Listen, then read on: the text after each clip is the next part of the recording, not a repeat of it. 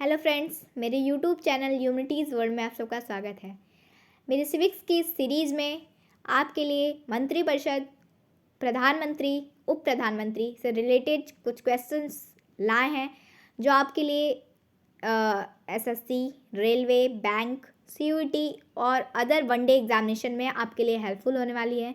तो आइए इस सीरीज के पहले क्वेश्चन को स्टार्ट करते हैं। भारत के केंद्रीय मंत्रिपरिषद की बैठक की अध्यक्षता कौन करते हैं? तो हमारे जो भारत के केंद्रीय मंत्रिपरिषद की जो बैठक की अध्यक्षता है वो प्रधानमंत्री करते हैं। इसका करेक्ट आंसर होगा प्रधानमंत्री। प्रधानमंत्री कौन होता है? तो लोकसभा में बहुमत प्राप्त दल के नेता को राष्ट्रपति प्रधानमंत्री नियुक्त करता है।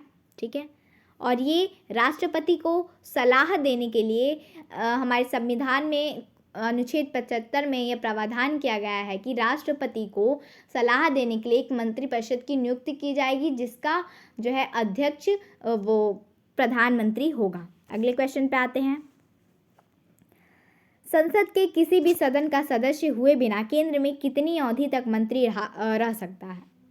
तो अगर कोई भी व्यक्ति संसद में किसी भी सदन का, राज्यसभा या लोकसभा का सदस्य नहीं है तो वह अधिकतम 6 महीने तक मंत्री रह सकता है। अगर उस बीच वह किसी भी सदन का सदस्य नहीं हुआ तो उसे मंत्री पद से इस्तीफा देना पड़ेगा। ठीक है, अगले क्वेश्चन पे आते हैं। मंत्रिपरिषद व्यक्तिगत रूप से उत्तरदायी होती है। तो जो मंत्रिपरिषद है वो व्यक्तिगत रूप से राष्ट्रपति के प्रति उत्तरदायी होती है। व्यक्तिगत रूप से राष्ट्रपति के प्रति उत्तरदायी होती है। अगले क्वेश्चन पे आते हैं। भारतीय संविधान के प्रावधानों में से कौन सा प्रावधान मंत्रिपरिषद की नियुक्ति तथा पदच्युत को विवेचित करता है? तो इसका जो करेक्ट आंसर है वो अनुच्छेद 75। ठीक है, अगले क्वेश्चन पे आते हैं। संघीय मंत्रिपरिषद अपने आचरण के लिए किसके प्रति उत्तरदायी होती है? तो संघीय मंत्रिपरिषद जो है अपने आचरण के लिए वो लोकसभा के प्रति उत्तरदायी होती है। लोकसभा के प्रति उत्तरदायी होती है। अगले क्वेश्चन पे आते हैं। मंत्रिमंडल का गठन कौन करता है?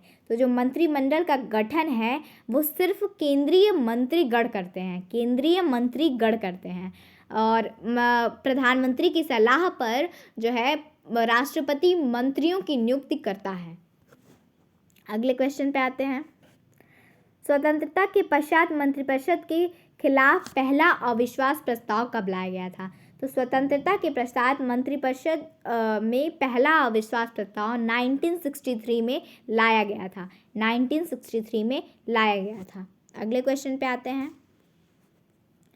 जो व्यक्ति संसद का सदस्य हो क्या उसे मंत्री नियुक्त किया जा सकता है? सदस्य ना हो तो क्या उसे मंत्री नियुक्त किया जा सकता है? तो अभी मैंने आपको बताया कि हाँ, उसे मात्र 6 महीने के अंदर ही संसद के सदस्य बनना होगा, तब वो मंत्री रह सकता है। बस 6 महीने का उसको टाइम दिया जाता है। तो उसका करेक्ट आंसर होगा ये चौथा वाला, हाँ, पर उसे 6 महीने के भीतर संसद का सदस्य होना पड़ता है।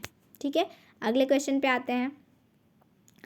भारतीय गणराज्य में वास्तविक कार्यकारी प्राधिकार निम्नलिखित में से किसके पास होता है?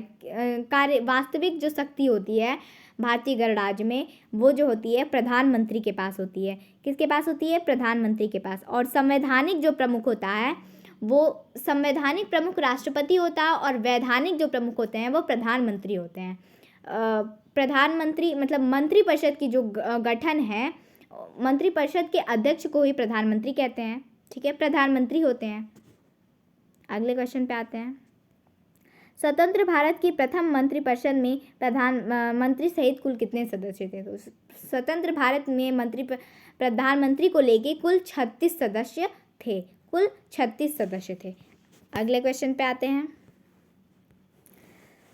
स्वतंत्र भारत की प्रथम मंत्रिपरिषद में शामिल एकमात्र महिला मंत्री कौन थी? तो स्वतंत्र भारत में मंत्रिपरिषद में शामिल जो एकमात्र महिला मंत्री थी वो थी राजकुमारी अमृता कौर। राजकुमारी अमृता कौर जो है स्वतंत्र भारत की पहली मंत्रिपरिषद में शामिल महिला मंत्री थी। अगले क्वेश्चन पे आते हैं। भारत में स्वतंत्रता के पश्चात प्रथम मंत्रिपरिषद का कानूनी मंत्री कौन था? तो स्वतंत्र भारत के कानूनी मंत्री, इसका ऐसे क्वेश्चन कर सकते हैं कि स्वतंत्र भारत के कानूनी मंत्री कौन थे। तो स्वतंत्र भारत के जो कानूनी मंत्री थे वो BR अम्बेडकर, भीमराव अम्बेडकर जी थे। इसका करेक्ट आंसर है डॉक्टर भीमराव अम्बेडकर। अगले क्वेश्चन पे आते हैं। निम्नलिखित में से कौन से व्यक्ति ने स्वतंत्र भारत के प्रथम गृह मंत्री के रूप में कार्य किया। तो स्वतंत्र भारत के प्रथम गृह मंत्री जो थे सरदार वल्लभ भाई पटेल जी थे। सरदार वल्लभ भाई पटेल जी थे। और स्वतंत्र भारत के प्रथम केंद्रीय शिक्षा मंत्री जो थे वो मौलाना अब्दुल कलाम आज़ाद थे, केंद्रीय शिक्षा मंत्री। ठीक है, अगले क्वेश्चन पे आते हैं। 15 अगस्त 1947 को केंद्र में मंत्रालयों की संख्या कितनी थी। तो 15 अगस्त 1947 को केंद्र में मंत्रालयों की जो संख्या थी वो 18 थी। ठीक है, अगले क्वेश्चन पे आते हैं। निम्नलिखित में से कौन सा भारत में प्रशासन पर विधायी नियंत्रण का एक स्थायी साधन नहीं है। तो प्रशासन का विधायी नियंत्रण पर एक अस्थायी साधन नहीं है, तो वो संसद का विघटन। ठीक है, अगले क्वेश्चन पे आते हैं। प्रधानमंत्री की नियुक्ति कौन करता है। तो प्रधानमंत्री की जो नियुक्ति है वो राष्ट्रपति करते हैं। प्रधानमंत्री की नियुक्ति राष्ट्रपति द्वारा की जाती है। लोकसभा में बहुमत प्राप्त दल के नेता को राष्ट्रपति प्रधानमंत्री नियुक्त करता है। ठीक है, ये प्रधानमंत्री के डिफिनेशन हो गई। ठीक है, अगले क्वेश्चन पे आते हैं। आमतौर पर भारत के प्रधानमंत्री होते हैं, तो वो जो होते हैं आमतौर पर भारत के जो प्रधानमंत्री होते हैं वो लोकसभा के सदस्य होते हैं। किसके? लोकसभा के सदस्य होते हैं। अगले क्वेश्चन पे आते हैं। भारत में प्रधानमंत्री पद के लिए उम्मीदवार की कम से कम कितनी उम्र होनी चाहिए। तो भारत में प्रधानमंत्री पद का जो उम्मीदवार होता है उसकी कम से कम उम्र होनी चाहिए, तो वो होनी चाहिए 25 वर्ष। कम से कम 25 वर्ष उनकी उम्र होनी चाहिए। अगले क्वेश्चन पे आते हैं।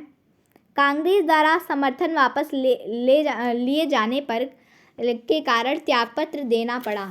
तो कांग्रेस द्वारा अपना समर्थन वापस लिए जाने पर किन